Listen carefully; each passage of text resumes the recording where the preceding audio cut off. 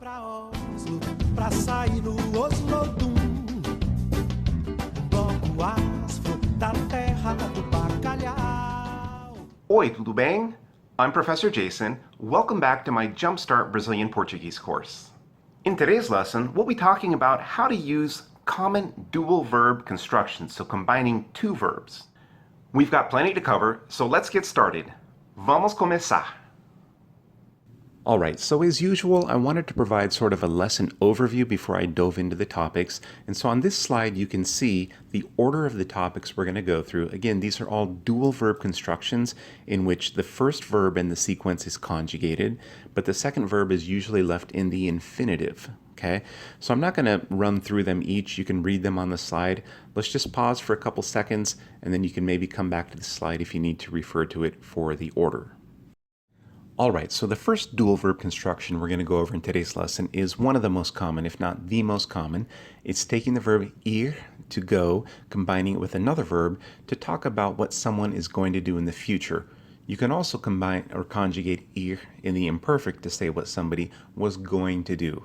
And if you recall, I have an entire lesson on ir plus verb. It's number 14 in this series. So let's look at some examples. Eu vou estudar para minha aula de inglês hoje à noite. I'm going to study for my English class tonight. Você vai assistir ao jogo pela TV? Are you going to watch? Você vai assistir ao jogo pela TV. Eles vão comprar uma casa nos Estados Unidos. They are going to buy a home in the US. Or, nós vamos viajar muito durante as próximas férias. We're going to travel a lot during the next vacations. Elas iam cozinhar, mas decidiram comer fora. So in this fifth example, we have the verb ir conjugated in the imperfect to say what they were going to do, but didn't do. Elas iam cozinhar. They were going to cook, mas decidiram comer fora, but they decided to eat out. So this is the verb ir plus another verb, what somebody's going to do, or was going to do.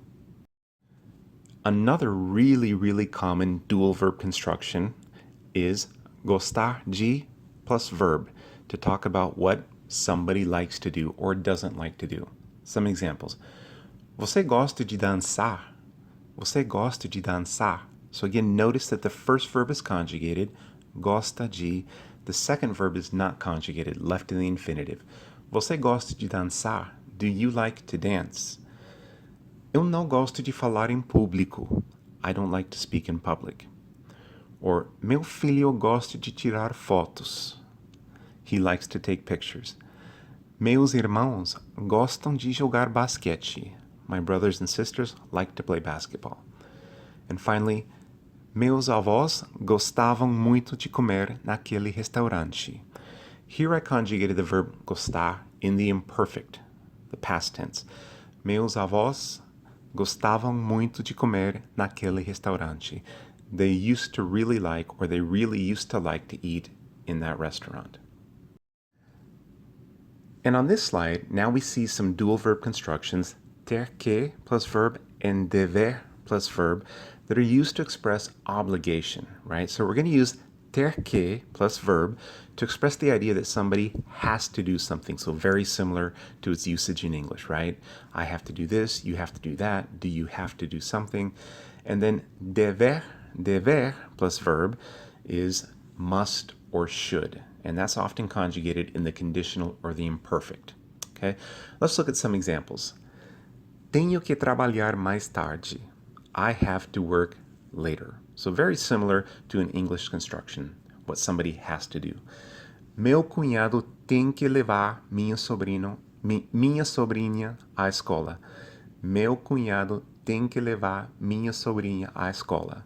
Bear with my pronunciation in Portuguese. Sometimes I mix in some Spanish and some English. My brother-in-law has to take my niece to school. Eles tinham que acordar cedo nos fins de semana. So here I conjugated the verb ter in the imperfect. They used to have to, or they had to. They had to wake up early on weekends. Eles tinham que acordar cedo nos fins de semana. And now I'm going to switch to the combination dever, must or should. Acho que você não deve mandar essa mensagem. Acho que você não deve mandar essa mensagem. I don't think you should. Or I think you mustn't or you shouldn't send that message. Você deveria ver esse filme. Here it's like a recommendation, right? You should see that movie. Você deveria ver esse filme. Again, conjugating the first verb, leaving the second verb in its unconjugated or infinitive form. And finally, elas deviam avisar que não iam ao cinema com a gente. They should have told us that they weren't going to the movies with us. Elas deviam avisar que não iam ao cinema com a gente. Now, if you already speak a little bit of Brazilian Portuguese, you'll know that many of these are super common. And precisar plus verb is a very, very common dual verb construction, and it's used to express that somebody needs to do something. Okay? So, for example, ela precisa aprender inglês para seu trabalho. She needs to learn English. Can you say necessita aprender inglês? I guess you could, but precisa aprender inglês is more idiomatic, much more common in Brazilian Portuguese. Eu preciso te dizer algo importante. I need to tell you something important. Eu preciso te dizer algo importante. Acho que você precisa ligar para seu chefe. I think you need to call your boss. Meu amigo precisou ficar uns dias na minha casa. Ele precisou ficar uns dias na minha casa. He needed to stay at my house for a few days. And then finally a question. Do you all need to rest? Vocês precisam descansar? So again, precisar, then a verb, super common in Brazilian Portuguese to express what somebody needs to do. All right, another very, very common dual verb construction, and these are all very common, which is why I picked them out for this lesson, just the most frequent ones, would be querer, the verb to want, plus another unconjugated verb. So we're going to use querer plus a verb to express what somebody wants to do, wanted to do, or would like to do, etc. Right? So if I want to say, I want to sleep in tomorrow morning, eu quero dormir até tarde amanhã de manhã. Quero dormir até tarde amanhã de manhã. If I want to ask, what do you want to do today, this weekend, tomorrow? O que você quer fazer hoje? O que você quer fazer hoje à noite ou amanhã? O que você quer fazer? Você quer ver uma série do Netflix? Do you want to watch a series on Netflix or a show? Você quer ver uma série do Netflix? Eles queriam nos visitar, mas não tiveram tempo suficiente. They wanted to visit us, but they didn't have enough time. Eles queriam nos visitar, mas não tiveram tempo suficiente. Eu queria muito viajar neste fim de semana. I really want, or I really would like to. I would really like to travel this weekend. I would really like to travel this weekend. Sometimes I have trouble translating my own examples. Bear with me. Eu queria muito viajar neste fim de semana. Não quis causar problemas. Here in this final example, I've conjugated the verb querer in the simple past, or the preterite tense, and it has a slightly different meaning. Here it would mean, it wasn't my intention to cause any problems. Eu não quis causar problemas.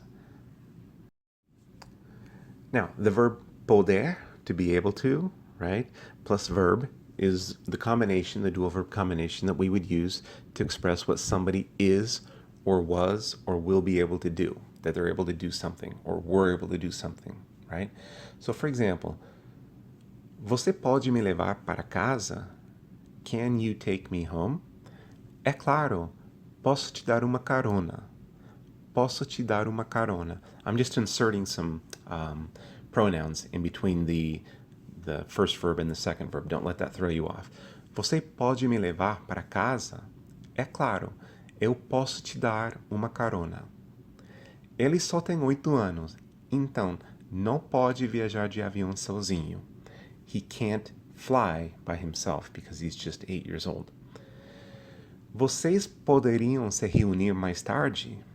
This one is the conditional tense. Would you be able to meet up later on? Vocês poderiam se reunir mais tarde? They might say, poderíamos sim, ou podemos sim. Eu tentei ver o vídeo, mas não pude encontrá-lo. I tried to see the video, I tried to watch the video, but I couldn't find it. I wasn't able to find it, that two-verb combination, mas não pude encontrá-lo. Now, very closely related, right, to poder plus verb, right? This sense of, successfully or unsuccessfully being able to do something, right? The verb conseguir is also often commonly used. So maybe you can tell from these examples that conseguir plus verb is another way to express that somebody was able or not able to do something, right? Especially conseguir is going to be used when that something required effort, right? So take a look at these examples of conseguir plus verb. Eu tentei ver o vídeo, mas infelizmente não consegui. Or não consegui vê-lo. I wasn't able to watch it. So I tried to watch it, but I wasn't able to, unfortunately. Tentei ver o vídeo, mas infelizmente não consegui. Finalmente conseguimos comprar esse quadro. So I'm conjugating conseguir, not conjugating comprar, just as a reminder. Finalmente conseguimos comprar esse quadro. We were finally able to purchase that painting. A periodista não conseguiu entrevistar o político. That journalist, female journalist, wasn't able to interview the politician. So just remember, you might have poder plus verb to talk about what somebody is able to do, or conseguir plus verb can also be used. I know I'm starting to sound like a broken record, but saber plus verb is another very, very frequent dual verb combination or dual verb construction. So we're going to use saber to know how to, plus the verb, obviously to express what somebody knows or does not know how to do. So if I want to ask somebody, do you know how to do X, Y, or Z thing? Or if I want to say that person knows how to do X, Y, or Z thing, I'm going to conjugate saber and then not conjugate the verb, the main verb. So for example, não sei dirigir carro manual. I don't know how to drive a stick shift vehicle, right? Meu filho ainda não sabe andar de bicicleta. My son still doesn't know how to ride a bike. Não sabe andar de bicicleta. Vocês sabem preparar caipirinhas? Do you know how to prepare caipirinhas? If you do, let me know when you're going to be making some, okay? Você sabe falar quantos idiomas? How many languages do you know how to speak? Know how to speak. Sabe falar. Você sabe falar quantos idiomas? Ela não sabia dançar, mas aprendeu rápido. So here I've taken saber, just conjugated in the imperfect form of the past tense, to say that she did not know how to dance, but she learned quickly. Ela não sabia dançar, mas aprendeu rápido. So, to know how to do something. Now we're looking at the dual verb construction, costumar plus verb, to use to say what somebody usually does or tends to do. You might think, that doesn't sound like it'd be too common, but you'd be surprised. If you're in Brazil, you're going to hear this dual verb combination 3 or 4 times a day easily, right? So, costumar plus the verb, that's used to express what somebody usually does or tends to do, okay? So it's often conjugated in the present, but you'll also hear it in the imperfect, of course, right? What did you used to do? So, for example, eu costumo acordar cedo, mesmo nos fins de semana. I usually wake up early, even on weekends. Eu costumo acordar cedo. Meu chefe costuma enviar muitas mensagens. Meu chefe costuma enviar muitas mensagens. He tends to send a lot of messages, my boss. A gente costumava fazer compras nesse mercado. And here I've switched to the imperfect tense, right? We tended to, or we would usually shop at that market, or we used to shop a lot at that market. So those are all acceptable translations of this idea of costumava fazer compras. Vocês costumavam nos visitar com mais frequência. Vocês costumavam nos visitar com mais frequência. You all used to, tended to, or would usually visit us more often. O que você costumava fazer quando era criança? O que você costumava fazer, excuse me, quando era criança? What did you used to do, or what did you usually do or tend to do when you were a child? Alright, and finally, I guess it's fitting that we're ending the lesson with the verb combination acabar de, which means acabar literally means to finish. Acabar de plus verb is the construction, the dual verb construction, that it expresses to have just done something. And unlike in Spanish, in Brazilian Portuguese, the verb acabar is usually, but not always, usually conjugated in the simple past or preterite when indicating what someone just did. So in Spanish, we might say, acabo de llegar en casa, o acabo de llegar a casa, acabo de llegar a casa. In Brazilian Portuguese, it's slightly more frequent to hear acabei, acabei de chegar em casa, acabei de chegar em casa, I just got home. But you can also use the present tense, so I wanted to give just one example. Acabo de ver sua mensagem. Acabo de ver sua mensagem. I just saw your message. You could also say, acabei de ver sua mensagem. So both tenses, the present and the simple past, are acceptable. Esse filme acabou de sair do cinema. Esse filme acabou de sair do cinema. So they just stopped showing that movie in cinemas, in the movie theaters. So that film just stopped playing in theaters. Again, having problems translating my own thoughts. Esse filme acabou de sair do cinema. That movie just stopped playing in theaters. Acabamos de pousar aqui em Brasília. Acabamos de pousar aqui em Brasília. We just landed, as in we're on a plane, and we just landed here at the Brasília airport. Hopefully, you landed at the airport. Eles acabaram de estudar esse assunto. So those students, eles, they just studied that topic. Eles acabaram de estudar esse assunto. So, acabar de plus verb to express what somebody has just finished doing or just done. Alright, that's it for today's lesson. Hope you found it to be informative and useful. If so, would you please like, comment, and share with others?